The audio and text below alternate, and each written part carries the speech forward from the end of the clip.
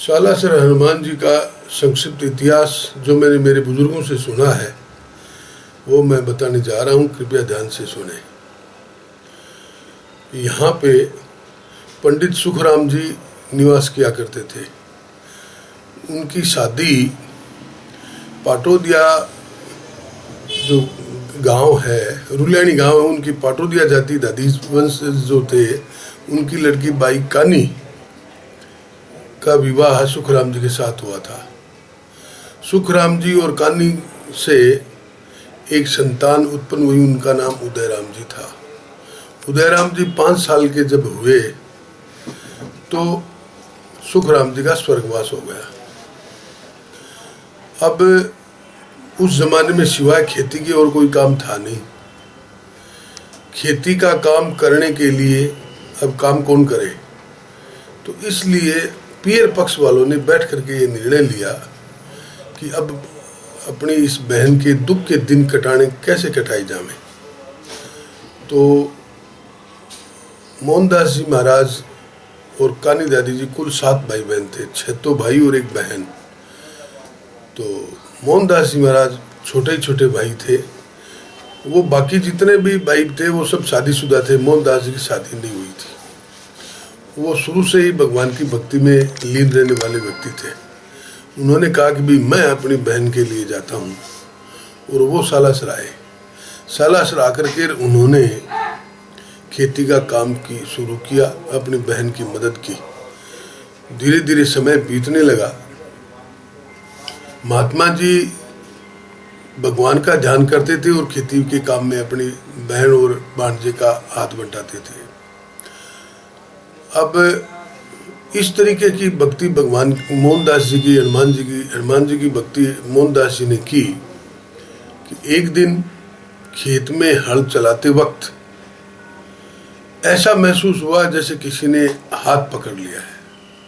पीछे मुड़ करके मोहनदास जी ने देखा तो पीछे कोई दिखाई नहीं दिया।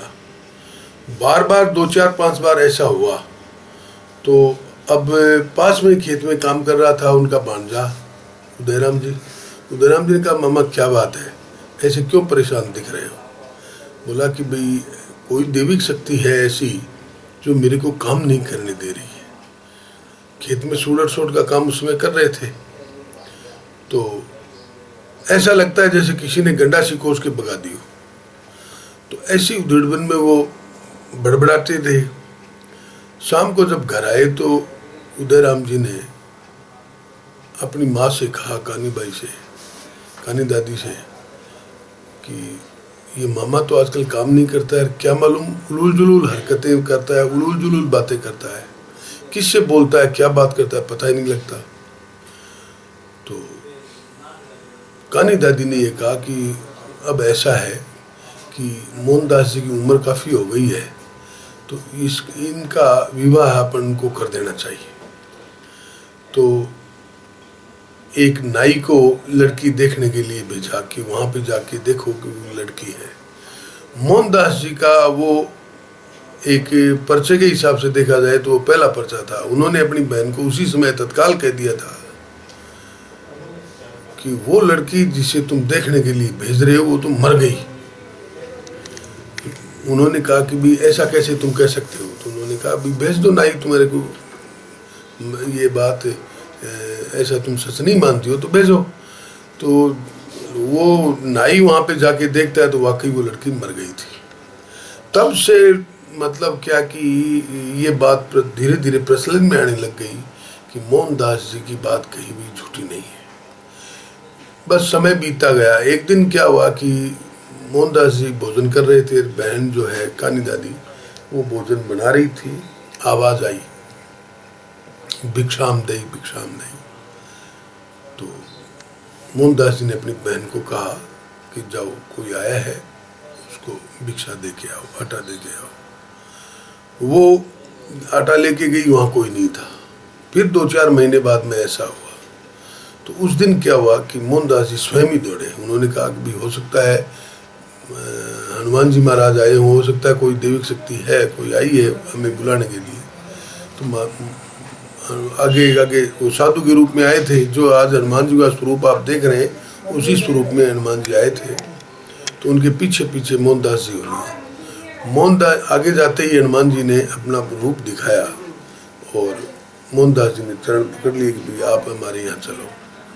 मोहनदास जी ने, बालाजी ने कहा कि भाई मेरी सेवा जो है वो तो ब्रह्मचारी लोग करते हैं, तुम्हें मेरी सेवा करनी होगी, तुम्हें ऐसा ऐसा करना होगा। महात्मा मोहनदास जी ने कहा आप जैसा चाहोगे वैसा होगा, लेकिन एक शर्त है। क्या?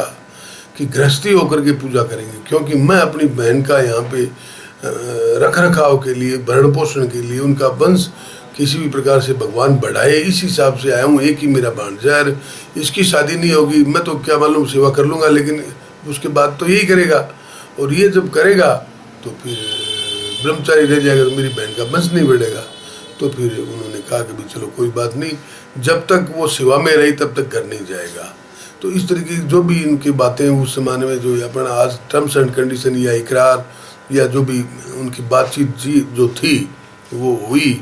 और फिर एक दिन ऐसा घटनाक्रम हुआ कि विक्रम संवत 1811 के दिन श्रावण शनिवार था, श्रावण सुदी 9 में 1811, और हनुमान जी महाराज प्रकट हुए आसोटा में। और मोहनदास जी को ऐसा आभास हुआ, उनको ऐसा दर्शा हुआ कि भाई मैं प्रकट हो चुका हूँ और तुम जाकर के मेरे को ले आओ। उधर से एक जाट के खेत में वो मूर्ति निकली। जाट ने देखा कि भाई कोई ऐसे ही क्यों अड़ा होगा, तो उसने वो पत्थर को, वो मूर्ति को निकाल करके ऐसे ही रख दिया। उसका पेट दुखने लगा। उसकी वाइफ धर्मपत्नी, उसकी जाट की जाटनी, जब वो प्रसाद ले, वो मतलब भोजन लेके आई, तो उन्होंने देखा कि जाट तड़पड़ा रहा है। वो बोले क्या बात है? तो उसने कहा कि भाई क्या मालूम, क्या मतलब हल्के कुछ अड़ रहा था, मैंने निकाल के फेंका, उसके बाद से पेट दुखना शुरू हो गया। तो वो उन्होंने कहा कि देखो तो सही क्या है। तो फिर उसको साफ किया तो हनुमान जी की मूर्ति थी। तो उन्होंने फिर उस पर जल चढ़ाया, जो वो जाट के लिए लेके आई थी वो लगाया, तब जाकर के जाट का दर्द मिटा। जाट ने जाकर के उसको कहा, ठाकुर को, क्यों जागीरदारों का ज़माना था, तो आसोटा ठाकुर साहब को कहा, आसोटा ठाकुर मूर्ति दे के खुश हुए। उन्होंने कहा भाई ये मूर्ति तो हमारे को यहाँ दे दो, मैं अपने गढ़ में रखूँगा। तब दोपहर को सोते हुए ठाकुर को कहा कि नहीं, मैं सालासर के लिए आया हूँ, इसलिए तू तो गाड़ी में रखा और सालासर के लिए रवाना कर, मेरा भक्त उधर से लेने के लिए आ रहा है। इधर से मोहनदास जी गए, उधर से ठाकुर साहब ने वो मूर्ति रवाना की। वो भक्त और भगवान का मिलन हुआ कि अब स्थापित कहाँ किया जावे। तो यहाँ पे जहाँ पे स्थापित है, यहाँ पे एक छोटा 3 कूट का एक दौरा था, तो यहाँ पे आकर के बैल रुक गए। जहाँ स्वतः ही बैल रुके, महात्मा मोहनदास जी ने सोचा यही स्थान उनके लिए उपयुक्त है, भगवान की यही मर्जी है, तो यहाँ पे मूर्ति स्थापना की। उस यहाँ पे मूर्ति स्थापना की, उस दिन लेकर के आज दिन तक बराबर मतलब लोग आ रहे हैं, भगवान उनका कष्ट काट रहे हैं। जहाँ तक बंगला बनने का, मंदिर बनने का सवाल है, तो क्या हुआ, जब ये धीरे धीरे हवा फैलने लगी, मोहनदास जी की बात कही सच है, तो इस तरीके से हनुमान जी आए। तो एक दिन क्या हुआ कि इधर से जुलियासर ठाकुर जो था, वो जागीरदार, वो अपने दूसरे जागीर में जाने के लिए, क्योंकि 2 गांव थे उनके, जुलियासर और इधर डूंगरास, तो डूंगरास जा रहे थे। तो उन्होंने हल्ला देखा कि क्या बात है, कि भाई ऐसे हनुमान जी आए, मोहनदास जी कहते हैं वो बात सही है।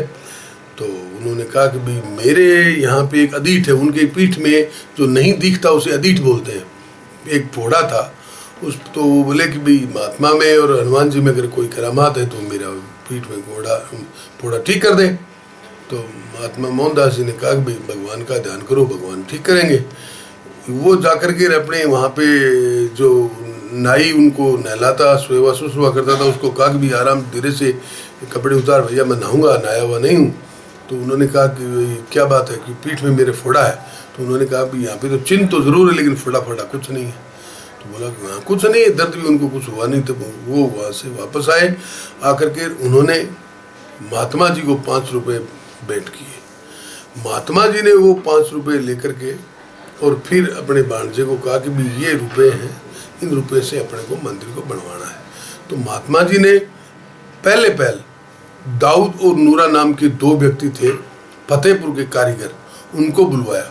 उनको बुलवा करके कहा कि भाई ये लो तुम रुपया अपने घर पे राशन दे के आओ। उन्होंने कहा महात्मा जी आपको क्या पता कि मैं हमारे घर में राशन है कि नहीं?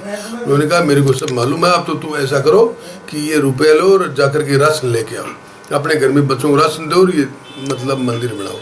तब महात्मा मोहनदास जी की कृपा से, बालाजी महाराज की कृपा से और उदयराम जी ने अपने शारीरिक सहयोग से और दाऊ और नूरा ने मिला करके ये मंदिर बनवाया था। मंदिर विक्रम संवत सन 1811 को 15 को बन गया था। 1811 श्रावण शुद्ध नवमी विक्रम संवत 1811 को मंदिर हनुमान जी महाराज स्थापित हुए और 1815 में ये मंदिर बन गया था।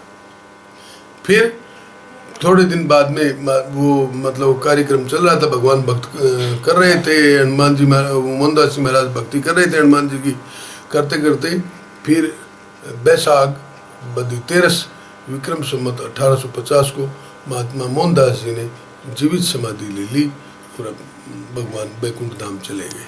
तब से लेकर आज दिन तक यात्री बराबर यहाँ पे आते हैं, भक्तों के काम होते हैं। उन्होंने हमें ये बताया था कि किसी भी प्रकार की छाया, भूजा, आखा, मतलब कोई एस्ट्रोलॉजरशिप, कोई भविष्यवाणी, कुछ भी किसी प्रकार का काम नहीं करोगे। भक्त का काम भगवान हनुमान जी महाराज खुद करेंगे। एक नारियल मनोती का मतलब यात्री अपनी इच्छा मुताबिक वहाँ पे जाकर के भगवान के चरणों में रख के और जो वरदान मांगेगा हनुमान जी महाराज वो पूरी करेंगे, ऐसा महात्मा जी का बताया हुआ है। उसी हिसाब से लोग मनोती के लिए नारियल बांधते हैं, लोगों के काम होते रहते हैं। जय श्री बालाजी। जय श्री बालाजी।